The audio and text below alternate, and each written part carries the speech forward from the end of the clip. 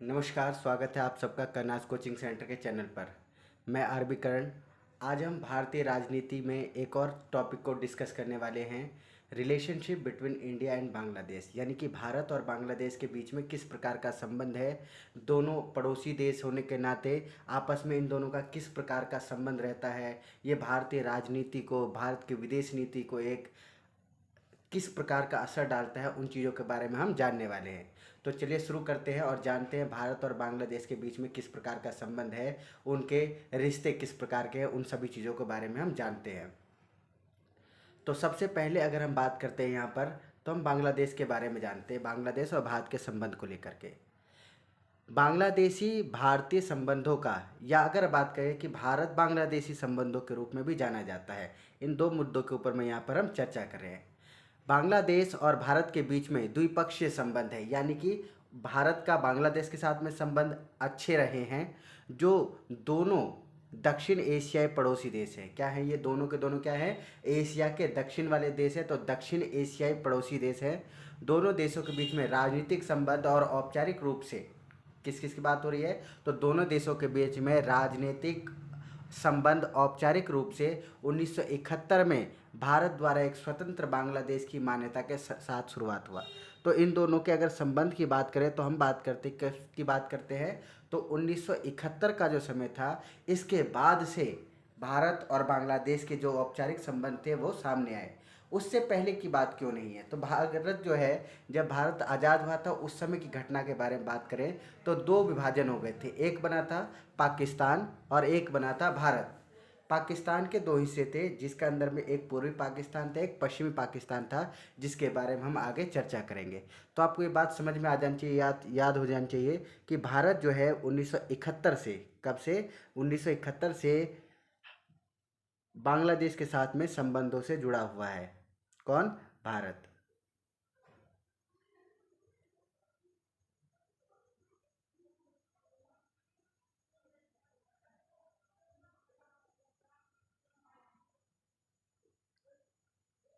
अब हम आगे बात करते हैं। तो ये देख लीजिए, ये बांग्लादेश का मैप है, आपको यहाँ पर नज़र आ जाएगा बांग्लादेश का मैप, जो 1971 में, कब की बात हो रही है, 1971 में निकल करके आया था। ये भारत के बिल्कुल दक्षिण में है। आपको यहाँ पर भारत नज़र आ रहा होगा, इधर भी भारत नज़र आ रहा होगा, ऊपर में नेपाल नज़र आ रहा होगा, भूटान भी थोड़ा सा आपको ऊपर में एक तरफ नज़र आ रहा है। यहाँ पे देखिए, ये वाला हिस्सा जो ये बांग्लादेश का हिस्सा है। अगर हम बात करें तो यहाँ पर आपको नीचे की तरफ ये वाला जो क्षेत्र है वो दो हिस्सों में नज़र आ जाएगा। ये पूरा का पूरा जो क्षेत्र है वो भारत का है सभी तरफ से, यानी कि बांग्लादेश की ज़्यादातर सीमाएं जो है वो भारत के साथ में साझा करता है। अब बात हम आगे की करते हैं और आगे अगले टर्म्स को समझने की कोशिश करते हैं हम। अगला है हमारे पास, दोनों देशों के बीच संबंध आमतौर पर मैत्रीपूर्ण रहे, यानी कि दोनों मित्रवत रहे हैं। हालांकि कुछ विवाद अनसुलझे भी हैं। ऐतिहासिक भूमि की सीमा समझौते पर 6 जून 2015 को हस्ताक्षर किए गए। दोनों के बीच में किस कब हस्ताक्षर किए गए, कुछ सीमा समझौते थे जो 6 जून 2015 को किए गए थे। जो दशकों पुराने विवाद, यानी कि बड़े लंबे समय से विवाद चलता आ रहा है भारत और पाकिस्तान को ले, सॉरी, भारत और बांग्लादेश को लेकर के, क्योंकि कुछ ऐसे अपर्याप्त घटना है जिसके कारण जो दोनों देशों के बीच में कुछ जल या नदियों के पानी का बंटवारा हो जाए, या कहें कि जो वहाँ की जो बांग्लादेश की जनता है उसका भारत की तरफ आगमन या माइग्रेशन जैसे शब्द जो है वो प्रचलन में रहते हैं। तो 6 जून 2015 को हस्ताक्षर किए गए थे। जो दशकों पुराने विवाद, जबकि ट्रांस बाउंड्री नदियों के पानी के बंटवारे पर बातचीत अभी भी जारी है। बांग्लादेश और भारत सार्क, बिम्स्टेक, IORA और राष्ट्रमंडल के सामान्य सदस्य हैं। तो इस प्रकार से कुछ क्षेत्र हैं जिसमें ये दोनों के दोनों क्या है, आपसी रूप से या सदस्य कह सकते हैं कि सदस्य हैं, जो दक्षिण एशिया के रूप में एक ही जगह पर, एक ही मंच पर सभी दोनों के दोनों है, यानी भारत और बांग्लादेश संबंध को उजागर करते हैं। दोनों देशों के बीच में कई सांस्कृतिक संबंध हैं। विशेष रूप से बांग्लादेश और पूर्वी भारतीय राज्य पश्चिम बंगाल बंगाली भाषा हैं। दोनों की जो विचारधारा है, दोनों की जो संस्कृति है, वो दोनों के दोनों एक समान रूप से कार्य करती है। किस किस की बात में, तो भारत का जो पश्चिमी बंगाल वाला क्षेत्र है और बांग्लादेश की जो भाषा है, इनको लेकर के यहाँ पर बात कही जा रही है। तो अगर हम बात करें तो किस किस क्षेत्र में है ये, तो एक सार्क में, एक बिम्स्टेक में और एक IORA में, इन सब में और कॉमनवेल्थ में ये जितने हैं ये दोनों के दोनों एक रूप से सदस्य देश है। अब हम इतिहास के बारे में बात करते हैं कि बांग्लादेश का उदय किस प्रकार से हुआ, आखिर बांग्लादेश की भूमिका क्या है। तो हम उसके बारे में अगर चलते हैं तो समझिए ज़रा यहाँ पर, बांग्लादेश का उद्भव या जन्म 1971 में भारत पाक युद्ध के साथ में हुआ था। कब हुआ था? जब भारत और पाकिस्तान का युद्ध हुआ था, इसके बाद ही बांग्लादेश जो है वो अस्तित्व में आया। इससे पूर्व इस हिस्से को पूर्वी पाकिस्तान कहा जाता था, यानी कि 1971 तक, वर्ष 1947 में जब भारत का विभाजन हुआ तब से लेकर के 1971 तक जो बांग्लादेश था उसको पूर्वी पाकिस्तान कहा जाता था, तथा वर्ष 1947 में भारत विभाजन के दौरान यह अस्तित्व में आया था।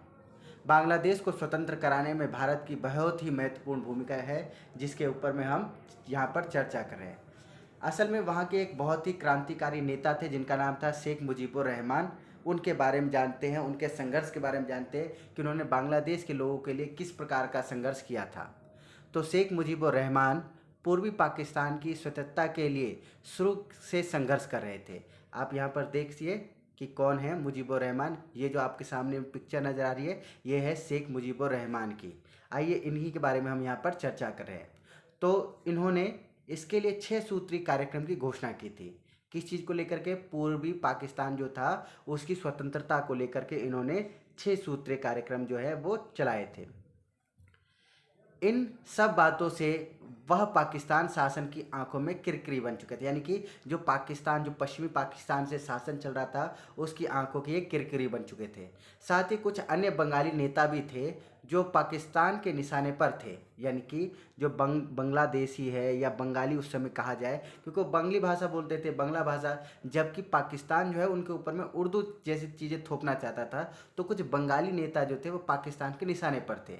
उनके दमन के लिए और बगावत की आवाज़ को हमेशा से दबाने में मकसद में शेख मुजीबुर रहमान और अन्य बंगाली नेताओं पर अलगाववादी आंदोलन के लिए मुकदमा चलाया गया। लेकिन पाकिस्तान की यह चाल खुद उस पर ही भारी पड़ गई।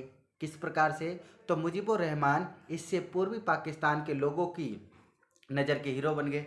और सही बात है, जब कोई आंदोलनकारी किसी बात की राह दे और उसके ऊपर में किसी प्रकार के दंगा, अपराध या मारपीट जैसी कोई घटना जब चलने लगती है तो असल में वो हीरो बन जाते हैं। उन्हीं चीज़ों को लेकर के कहा गया है। और वो भी क्यों ना, अगर कोई एक अपने क्षेत्र को लेकर के बातें बना रहा हो, अगर वो अपने क्षेत्र को आज़ाद करने की, स्वतंत्र बनाने की बात कर रहा हो, तो इन सभी बातों को यहाँ पर उजागर किया जा सकता है। इससे पाकिस्तानी बैकफुट पर आ गए और मुजीबुर रहमान के खिलाफ षड्यंत्र के केस को वापस ले लिया गया। मैं आपको बता दूं ये सारी घटनाएं जो मैं लेकर आया हूं, एक तो BBC समाचार से, और जो दूसरा है वो हमारे पास विकिपीडिया है। विकिपीडिया से स्रोतों को हमने इन दोनों जगह से स्रोतों को इकट्ठा किया है और उसके बाद यहाँ पर हम आपके लिए लेकर के आ रहे हैं सारी चीज़ें। पाकिस्तान में 1970 का चुनाव होता है, ठीक है। उस चीज़ों के बारे में हम समझ रहे हैं कि ये भी एक बहुत बड़ा फैक्टर निर्भर करता है किस चीज़ को लेकर के, तो बांग्लादेश के आज़ादी को लेकर के बात करता है। पाकिस्तान में 1970 का चुनाव बांग्लादेश के अस्तित्व के लिए काफ़ी अहम साबित हुआ। इस चुनाव में मुजीबुर रहमान की पार्टी, यानी कि जो शेख मुजीबुर रहमान थे जिनका पिक्चर अभी आपने देखा और जिनके बारे में अभी आपने जाना, वे आवामी लीग ने ज़बरदस्त जीत हासिल की। यानी पूर्वी पाकिस्तानी पार्टी थी, उसकी जो अवामी लीग थी उसने बहुत ज़बरदस्त जीत हासिल की और पूर्वी पाकिस्तान के 159 में से 167 यानी 169 में से जो पूरे टोटल वहाँ पे सीट्स थी उनमें से 167 सीट्स जो थे वो मुजीब जी की पार्टी जीत गई। 313 सीटों वाली पाकिस्तानी संसद में मुजीब के पास सरकार बनाने के लिए ज़बरदस्त बहुमत था, यानी कि एक ऐसे व्यक्ति जिनको सीटों की अत्यधिक मात्रा मिल गई थी। अगर हम बात करें तो बहुत ही ज़ोर शोर से जो बहुमत में सिद्ध थी और वो सरकार बनाने के लिए काबिज हो सकती थी। लेकिन पाकिस्तान को कंट्रोल कर रहे पश्चिमी पाकिस्तान के लीडरों, जो पाकिस्तान था उसके जो लीडर थे, जो पश्चिमी पाकिस्तान में रहते थे, और सैन्य शासन को यह गवारा नहीं हुआ कि मुजीब पाकिस्तान पर शासन करे। मुजीब के साथ इस धोखे से पूर्वी पाकिस्तान ने बंगाल की आग में तेज हो गई। यानी कि अब जब उसको नेता नहीं बनाया गया, क्योंकि उन्होंने कई प्रकार के षड्यंत्र रचने चालू कर दिए, किसी प्रकार से अलग अलग चीज़ें देने, जो मामला था उसको घेरना कोशिश कर दिया। जब मामले घेराव की तरफ आने लगे तो ये जो बगावत की आग थी, जो पूर्वी पाकिस्तान की बगावत की आग, यानी कि हमें अलग कर दो, वो जो आंदोलनकारी चल रहे थे वो काफ़ी तीव्र हो गए। ऐसा लगा जैसे उसमें आग में घी डालने का काम कर दिया हो। लोग सड़कों पर उतरकर आंदोलन करने लगे, जगह जगह पर झड़पें हुई सेना को लेकर के। पश्चिमी सेनाएं थी और पूर्वी पाकिस्तान के जो लोग थे उनके बारे में बहुत अधिक मात्रा में वहाँ पर चीज़ें घटना घटित हुई। पाकिस्तान के पास सत्ता प्रतिष्ठान ने पूर्व पाकिस्तान में विद्रोह को कुचलने के लिए सेना को बुला लिया। अब क्या हुआ, जो पूर्वी पाकिस्तान में इतनी इस प्रकार की जो विद्रोह हो रहे थे, आंदोलनकारी हो रहे थे, पाकिस्तान ने क्या किया, अपनी सत्ता प्रतिष्ठा को पाने के लिए, या ये कहें कि अपने विचारधाराओं को बनाए रखने के लिए, या हम ये कह सकते हैं कि पश्चिमी पाकिस्तान अपना दबदबा बनाने के लिए पूर्वी पाकिस्तान में जो विद्रोह चल रहे थे, आंदोलन चल रहे थे, उन्होंने उसके लिए क्या, उन्होंने सेना बुला लिया। और सेना बुलाने के बाद वहाँ पर बहुत अधिक मात्रा में जो थे वो लोगों को मारा गया, उनके ऊपर में अधिकार दिया गया। हम उन चीज़ों के बारे में बात करें तो पाकिस्तान की जो सेना थी उसने किस प्रकार से अत्याचार किया, अब हम उस चीज़ों के बारे में जानेंगे। तो चलिए समझते हैं। पूर्वी पाकिस्तान में आज़ादी का आंदोलन दिन ब दिन तेज होता जा रहा था, समझ लिया हमने, कंटिन्यूसली समझ लिया, क्योंकि बगावत की आग भड़क गई थी और लगातार धीरे धीरे धीरे धीरे वो और तेजी के साथ बढ़ती जा रही थी। पाकिस्तान की सेना ने आंदोलन को दबाने के लिए अत्याचार का सहारा लिया। मार्च 1971 में पाकिस्तानी सेना ने क्रूरतापूर्वक अभियान शुरू कर दिया। 1971 में क्या हुआ, तो 1971 में जो सेना वहाँ गई थी पश्चिमी पाकिस्तान, उन्होंने क्रूरता शुरुआत कर दिया। पूर्वी बंगाल में बड़े पैमाने पर अत्याचार किए गए, बहुत ही अधिक मात्रा में किया गया। हत्याएं और रेप की इंतहा हो गई, यानी कि इनका ठिकाना ही नहीं रहा। अनगिनत मुजीब को गिरफ्तार कर लिया गया और गिरफ्तारी और टॉर्चर से बचने के लिए बड़ी संख्या में आवामी लीग के सदस्य भागकर भारत आ गए। शरणार्थी के रूप में बहुत अधिक मात्रा में भाग करके आए। अभी यदि आप वीडियो देख रहे हैं तो आपको तालिबान की घटना आपको ध्यान होगी कि किस प्रकार की घटनाएं वहाँ पर घटित हुई, उसी चीज़ को लेकर के हम यहाँ पर बात कर रहे हैं। शुरू में पाकिस्तानी सेना की 4 इन्फेंट्री ब्रिगेड अभियान में शामिल थी। पहले कितनी थी, 4 ब्रिगेड शामिल थी, लेकिन बाद में उसकी संख्या कंटिन्यूसली बढ़ती ही चली गई, लगातार बढ़ती गई और भारत में शरणार्थी संकट बनने लगा। 1 साल से भी कम समय में के अंदर में बांग्लादेश के करीब करीब करीब कितने 1 करोड़ शरणार्थियों ने भाग करके भारत के पश्चिम बंगाल में शरण ली। और ये बात हकीकत है, हमारा डाटा कहा जाता है, अलग अलग स्रोत में अलग अलग जगह चीज़ें मिलेगा, कहीं पे 80 लाख, कहीं पे 90 लाख, कहीं पे 1 करोड़, कहीं पे ज़्यादा चीज़ें भी मेंशन की गई है लगभग करके। इससे भारत पर पाकिस्तान के खिलाफ कार्रवाई करने का दबाव बढ़ गया, क्योंकि हमारे अपनी भी परिस्थिति थी। अचानक से अगर जनसंख्या में इतनी वृद्धि हो जाए तो उस जनसंख्या के नियंत्रण के लिए या उनके भरण पोषण की समस्याएं भी आती है, जिन चीज़ों को लेकर के हम यहाँ पर बात कर रहे हैं। जबकि इस समय भारत की भी राजनीतिक स्थितियाँ कुछ सही नहीं थी। अब बात करते हैं कि भारत का हस्तक्षेप हुआ किसमें, तो भाई भारत का हस्तक्षेप हो गया इसी युद्ध के अंदर में जो वर्ष 1971 में चल रहा था।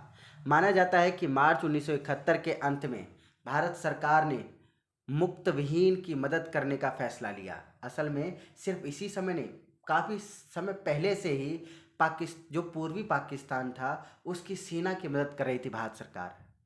और कई प्रकार से ये सब खुफिया चीज़ें हैं जो कई बार सामने नहीं आती हैं, भारत सरकार को पता है काफ़ी सारी चीज़ें हैं, उन चीज़ों को लेकर के हम यहाँ पर समझ रहे हैं। ठीक, तो उन मसलों को ना उठाते हुए हम यहाँ पर बात करते हैं कि मार्च 1971 के अंत में भारत सरकार ने मुक्ति विहीनी की मदद करने का फैसला लिया। और मुक्ति वाहिनी दरअसल पाकिस्तान से बांग्लादेश को आज़ाद कराने वाली पूर्वी पाकिस्तान की सेना थी। किसकी बात हो रही है, मुक्त वाहिनी की बात हो रही है जो हम यहाँ पर बात कर रहे हैं। मुक्त वाहिनी ने पूर्वी पाकिस्तान के सैनिक और हजारों नागरिक शामिल थे। मैं पहले ही बता चुका आपको, ये बीबीसी के न्यूज़ में से ये सारी चीज़ें मैं लेके आया हूँ, इसलिए इसमें से कई सारी बातें उस समय के चीज़ों के ऊपर में लिया गया है। तो ये सारी बातें लगभग लगभग एक जर्नलिस्ट के आधार पर हम कह सकते हैं कि वो सत्य हैं। ठीक है, 31 मार्च 1971 को इंदिरा गांधी ने भारतीय संसद में भाषण देते हुए पूर्वी बंगाल के लोगों की मदद की बात कही थी। और 29 जुलाई 1971 को भारतीय संसद में सार्वजनिक रूप से पूर्वी बंगाल के लड़कों की मदद करने की घोषणा कर दी गई। देखिए, मैं अभी जो थोड़ी देर पहले बता रहा था, यहाँ मेंशन कर दिया गया है। भारतीय सेना ने अपनी तरफ से तैयारियां शुरू कर दी और इस तैयारी में मुक्ति विहीन की लड़ाकों को प्रशिक्षण देना भी तैयार कर दिया। तो क्या बात हुआ कि भारत ने जो मुक्ति वाहिनी लड़ाके थे उनको प्रशिक्षण देना चालू कर दिया, उनको ट्रेनिंग देना चालू कर दिया कि किस प्रकार से हम पूर्वी पाकिस्तान को पाकिस्तान से अलग करके एक नया देश यानी कि बांग्लादेश बना सकते हैं। तो आप यहाँ पर आसानी से इस चित्र में देखिए, ये जो नक्शा है हमारे पास, इसमें हम समझ सकते हैं कि भारत में किस तरफ से, ये देखिए, ये वाला क्षेत्र जो ईस्टर्न पाकिस्तान था जो आपको यहाँ पर नज़र आ रहा है, ये वाला वेस्टर्न पाकिस्तान था जो आज भी पाकिस्तान के रूप में आपको नज़र आता है। तो इन क्षेत्रों से असल में इनके ऊपर काफ़ी समस्याएं थी। ये वाला जो पूरा क्षेत्र जहाँ था जो बंगाल के विभाजन के बाद बना था, असल में इन क्षेत्रों में बंगाली भाषा बोलने वाले लोग रहते थे। ये अपने मान सम्मान के कारण से उनके ऊपर में उर्दू भी थोपना चाहते थे। एक नहीं, अनगिनत कारण थे जिसके ऊपर में अब ये जो शरणार्थियों की समस्याएं, इन समस्याओं से निपटने के लिए भारत ने उनके लड़ाकों को, जो पूर्वी पाकिस्तान था उनके लड़ाकों को जो ट्रेनिंग दी थी, इस कारणवश भारत 1971 में इस युद्ध में कूद पड़ा जो भारत और पाकिस्तान के बीच में हुआ था। अक्टूबर नवंबर की बात है 1971 के में, ठीक है। भारत की तत्कालीन प्रधानमंत्री इंदिरा गांधी और उसके सलाहकारों ने यूरोप और अमेरिका का दौरा किया। उन्होंने दुनिया के लीडरों के सामने भारत के नज़रिए को रखा। और हकीकत बात है, जब आप इस प्रकार के फैसले लेते हैं तो आपको सबके सामने में अपनी बात रखनी पड़ती है। लेकिन इंदिरा गांधी और अमेरिका के तत्कालीन राष्ट्रपति रिचर्ड निक्सन के बीच में बातचीत किसी नतीजे पर नहीं पहुंची और निक्सन ने मुजीबुर रहमान की रिहाई के लिए कुछ भी करने से हाथ खड़ा कर दिया। निक्सन चाहते थे कि पश्चिमी पाकिस्तान की सैन्य सरकार के 2 साल का समय कर दिया जाए। कितने समय का? वहाँ की जो सैन्य सरकार थी उसको 2 साल का समय दे दिया जाए ताकि वो सब चीज़ सुधार सके। दूसरी ओर इंदिरा गांधी का कहना था कि पाकिस्तान में स्थिति विस्फोटक है, यानी कि वो ज़्यादा घटनाएं घटित हो सकती है, उससे और जान माल का नुकसान हो सकता है। यह स्थिति तब तक सही नहीं हो सकती जब तक कि मुजीब को रिहा ना कर दिया जाए और पूर्वी पाकिस्तान के निर्वाचित नेताओं से बातचीत ना शुरू कर दी जाए। उन्होंने निक्सन से यह भी कह दिया कि अगर पाकिस्तान ने सीमा पार यानी कि भारत में उकसावे की कार्रवाई जारी रखी तो भारत बदले की कार्रवाई से पीछे नहीं हटेगा। यानी कि अगर वो सेना को इजाज़त देते हैं कि भारत की सीमा पर भी जा कर के या सीमा पार करने के बाद जो क्षेत्र में इस प्रकार की घटनाएं हो रही है उन्हें भी क्या किया जाए, उन्हें भी उनके ऊपर भी कार्य किया जाए, तो भारत इस कार्रवाई को कभी भी कतई बर्दाश्त नहीं करेगा। इसके लिए जो ज़रूरत होगा वो इन चीज़ों को कर सकता है। अब बात करते हैं भारत पर हमला और युद्ध की शुरुआत क्या घटित हुआ था और किस प्रकार से युद्ध जो है वो भारत युद्ध में कूदा और फिर मामले को अंत में पहुंचा दिया गया, यानी कि पाकिस्तान से पूर्वी पाकिस्तान को या कहें कि बांग्लादेश को आज़ाद करा दिया गया। तो पूर्वी पाकिस्तान संकट विस्फोटक स्थिति तक पहुंच गया। पश्चिमी पाकिस्तान में बड़े बड़े मार्च हुए। मार्च का मतलब आंदोलन होता है और भारत के खिलाफ सैन्य कार्रवाई की मांग की गई। दूसरी तरफ भारतीय सैनिक पूर्वी पाकिस्तान की सीमा पर चौकसी बरतते हुए थे ताकि किसी भी प्रकार की कोई समस्या आएगी तो तुरंत उस पर स्टेप या कदम उठाया जा सकता है। जो भी हमें लेने होंगे निर्णय, उन सभी निर्णयों का पालन तुरंत किया जाएगा। 23 नवंबर 1971 को पाकिस्तान के राष्ट्रपति याहिया खान ने पाकिस्तानियों से युद्ध के लिए तैयार रहने को कह दिया गया। कब की बात है ये? तो 23 नवंबर की बात है। और 3 दिसंबर 1971 को पाकिस्तान की वायुसेना ने भारत पर हमला कर दिया। कब की बात हो रही है? तो 3 दिसंबर की बात है। 3 दिसंबर को जो भारत पाकिस्तान थी, पाकिस्तान की सेना ने भारत पर हमला कर दिया। भारत के अमृतसर और आगरा समेत कई शहरों को निशाना बनाया।